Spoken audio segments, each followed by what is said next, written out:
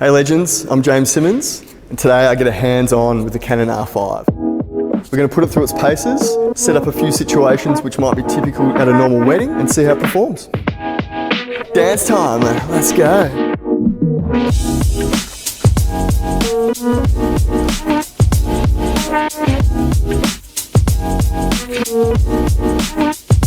What I'm doing here is testing the continuous eye focus tracking on moving subjects, right? So we've got them dancing and we're testing to see the accuracy of that autofocus. So I'm shooting wide open to really test that. Snaps back onto her face quite well.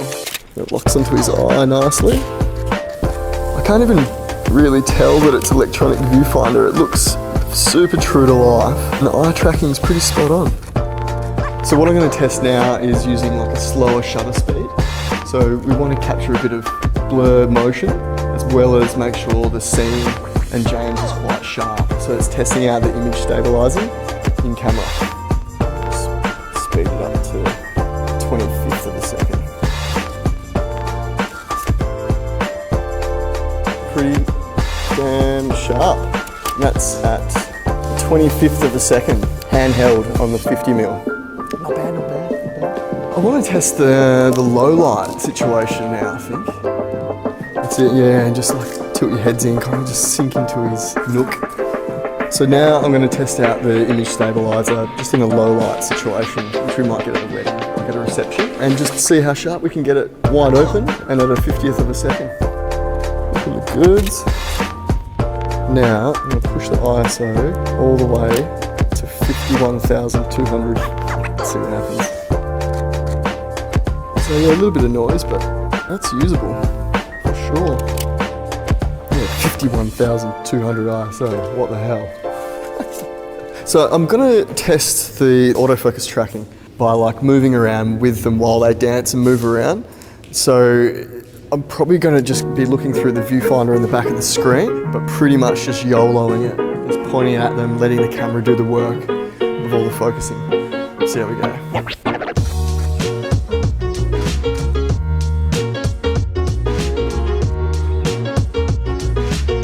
So just being able to move around, that really tracked super well. It was locking onto Lisa's eye when it could, and then changing to their faces when they were a bit further away, and now I'm puffed. So what I'm going to test now is the speed of the frame rate and the autofocus when it's getting confused with little bits of confetti. So we're going to flick the frame rate over to full speed and see if we can make a crazy GIF or something. 3, 2, 1, go.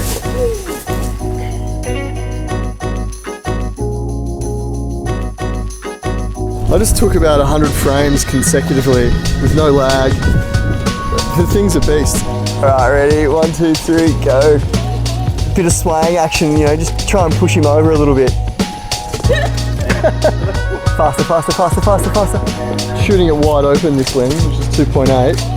And yeah, there's not one frame in that sequence that's out of focus. That's insane. So we're just going to test the autofocus and the frame rate again here, just with a bit of a fun shot. Something that happens at a lot of weddings, a little champagne celebration. 3200 f4, 400th of a second. Ooh. So we're also testing the weather sealing. Is that the cork? That's the cork. So that whole sequence, the guys are pin sharp. It's fantastic. Look at him. Look, just tuck into Lisa's ear, just into that little spot again. So I'm just using my single point focus here. Just want to get real close now. I can move this screen now. I can finally do these overhead shots and be like, yep, no worries, I've got this. How good's the screen not being able to do this? Love it. After putting this thing through its paces in a few situations that are similar to setups you might get at a wedding, I can say that this thing is awesome. It was nailing focus on moving subjects in low light with an incredible frame rate. So it's just going to be an all-round great camera to use at a wedding. I'll take 2.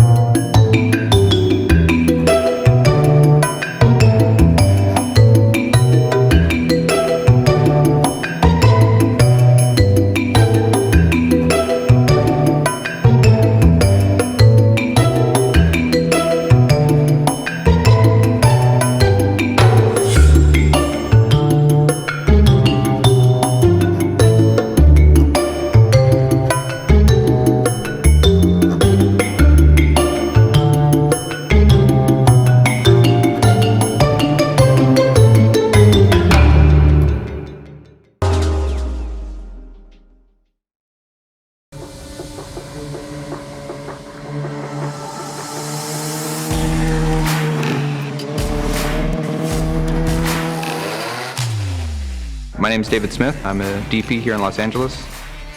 I'm usually looking, can I put the camera low? Can I put it high? Can I put it on a small jib arm? Can I get the camera in interesting and strange places to maximize its small form factor? Having an articulating viewfinder means that I can still frame a shot and work in those awkward spots. The S1H so far has really proven itself to be a really capable shooter. I'm almost thinking of it as the VariCam Micro. The color performance, the dynamic range, I would put up against any cinema camera that's out there. The flexibility that this large sensor gives us, doing a crop, a 4K crop within the 6K image, and then I can actually follow action through the frame digitally that I would never be able to achieve manually.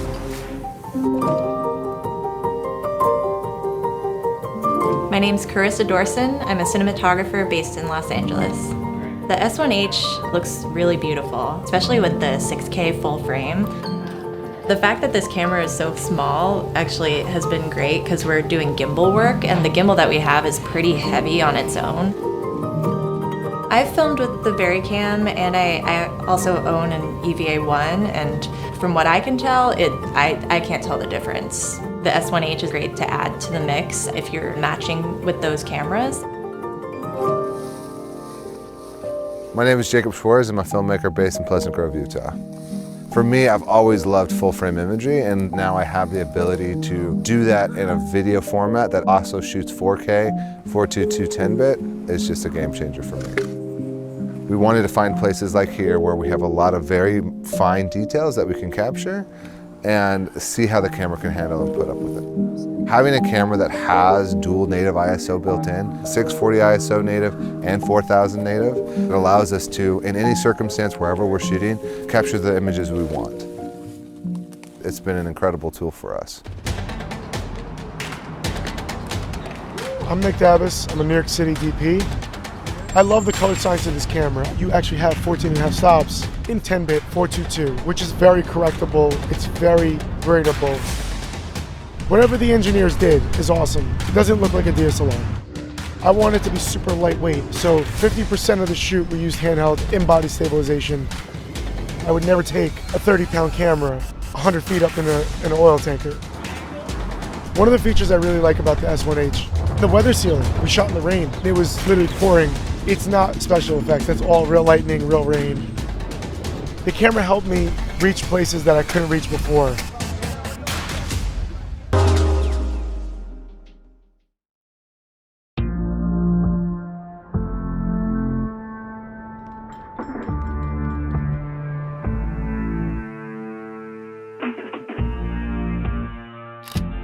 When I first picked up a camera, it was solely about taking photos. So much has changed since then.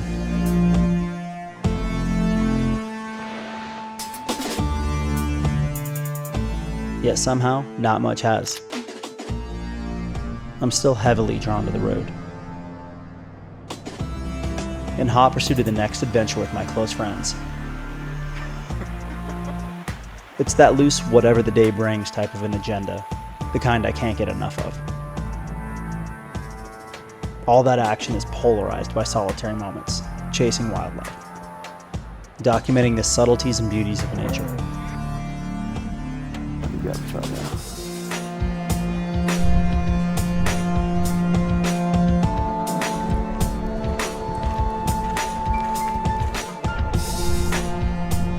I crave that insulated feeling of quiet concentration when I'm shooting.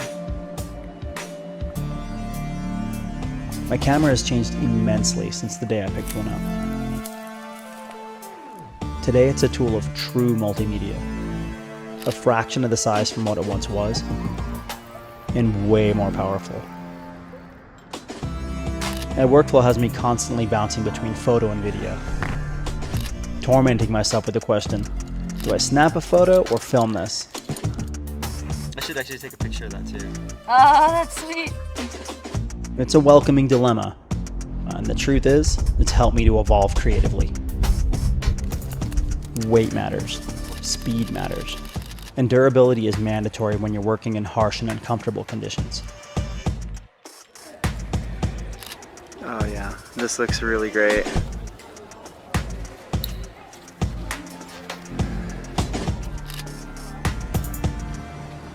I go to great lengths to get on location, and my camera needs to endure every one of these elements.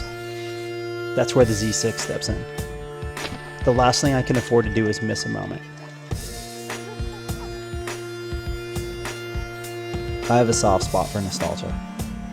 It's ultimately what drew me to the camera in the first place. To take those fleeting moments with me along the ride. To relive them and share them with others later.